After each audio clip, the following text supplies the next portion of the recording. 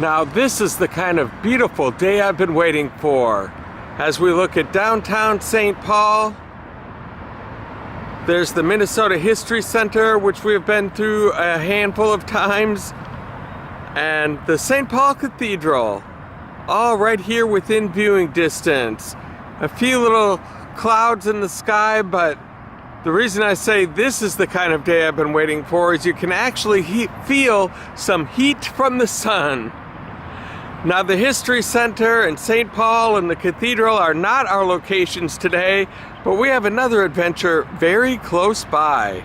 Well, hello there, and welcome to another beautiful day for an adventure here on Tommy Travels the Second.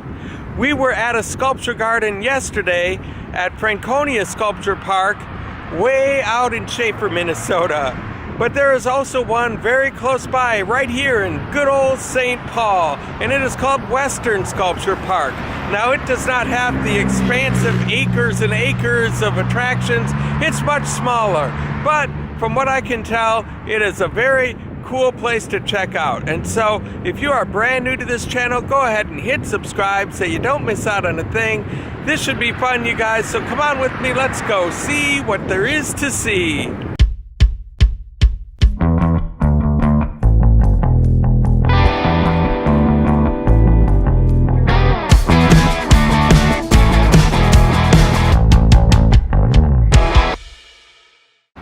And before we step into Western Sculpture Park here in St. Paul, here's a little look at what we're in for. Lots of cool places and pieces to check out. Not as expansive as other places we have been to in the past, but just amazing views, very scenic around here. So this should be a pretty cool adventure. This is where we came in, and we are welcomed by this cute little bench to get things started off. Little place to sit down and take in the beautiful day.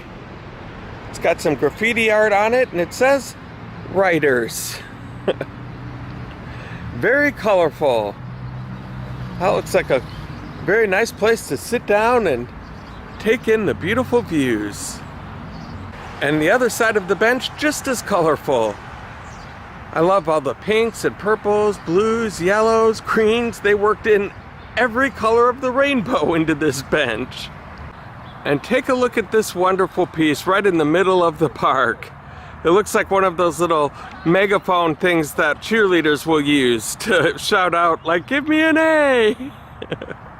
One thing that they don't have here is little placards showing the artist's name and when the piece was constructed and all of that. So it's all kind of left up to your imagination. So if you've got a different idea of what this may mean to you, leave it in the comments below.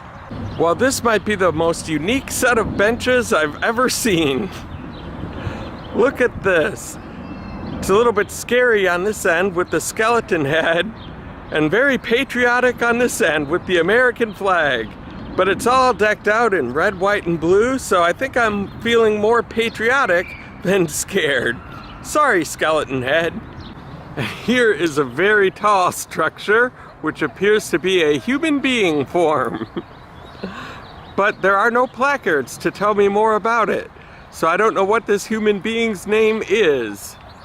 But he is a very tall person, which appears to be looking over things and keeping watch. I think I will call him Bob. Hello, Bob. Welcome to Tommy Travels the Second. And it looks like this area is reserved for what appears to be some type of a community garden. It's been cold and rainy though, so I'm not surprised that it is still in the winter type of condition, has not been tilled or planted or anything like that. But when it is, I am quite sure that there will be no bunnies or critters getting in there, because it is being watched over by this little fella. That will scare just about anything away, right? You look quite fierce. Even baring your teeth there. Holy cow. You're doing a very, very good job. And here's a look from the back end of the park as we came in and walked down these nice little walking paths that they have. And you wind up in this beautiful little courtyard area. Look at that. And a nice little, what I'm assuming is a granite sculpture. Just kind of hanging out. There's no benches in this area. Maybe there will be eventually, but just kind of a little peaceful, serene area. And I love this tree up here. And a great timed view with the sun right in the shot like that. And yesterday we got to see a work in progress, and we get to see another one today. It looks like they're building a fairly standard looking shed, but this one is gonna have a tail on it. Everything about this little park here is very creative. I will give it that. Well, this little garden area is actually more interesting than I thought. This is not a normal garden like for tomatoes and things like that. It's a rain garden, which is put in to help reduce pollution from the Mississippi River. Usually when rainwater flows over hard surfaces like streets, roofs, or parking lots, it picks up pollution and it pollutes the water. But not here. Water flows right into the rain gardens where it can soak into the layers of mulch and soil, plant roots, and then the roots absorb all of the pollution and take up some of the water to nourish the plants. Well, that is very interesting. And then look at all of the colorful rocks that they have in here as well. And then some plants. All right. I'm glad I saw this today. I learned something new. There's the garden we were just looking at. And here's another beautiful little courtyard area with some what appear to be granite benches that you can sit on and admire all of the views of the park. And look at these trees providing some shade. This is a really cool area that I had never heard about until today. And if you'd prefer a seating area that is a little more in touch with nature, they have you covered here as well. Look at these little stone seating areas. And this is Minnesota. You know what we like to do in Minnesota? We like to have bonfires.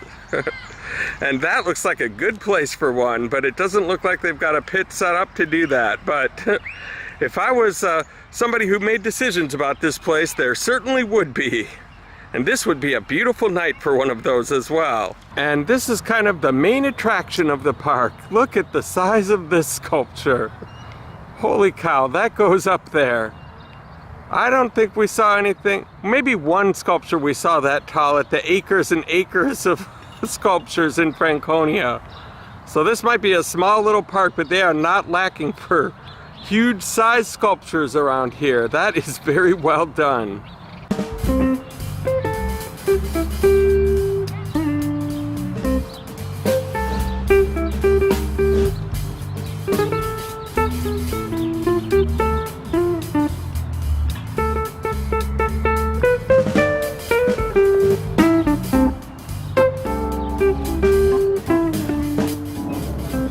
Well, I know this one is supposed to be the main attraction of the park, but for me, if you're a fan of Tommy Travels or Tommy Travels II and are a regular viewer, you will know that I like these kinetic sculptures like this, where on top they move with the breeze. And right now it is not very breezy outside, but this is still a very cool looking sculpture. I think this one is my favorite of the day. And with places like Candytopia and other pop-up attractions, photo ops are a big thing these days, and they have one right here in this park. Check it out, it's a picture frame with nothing in it.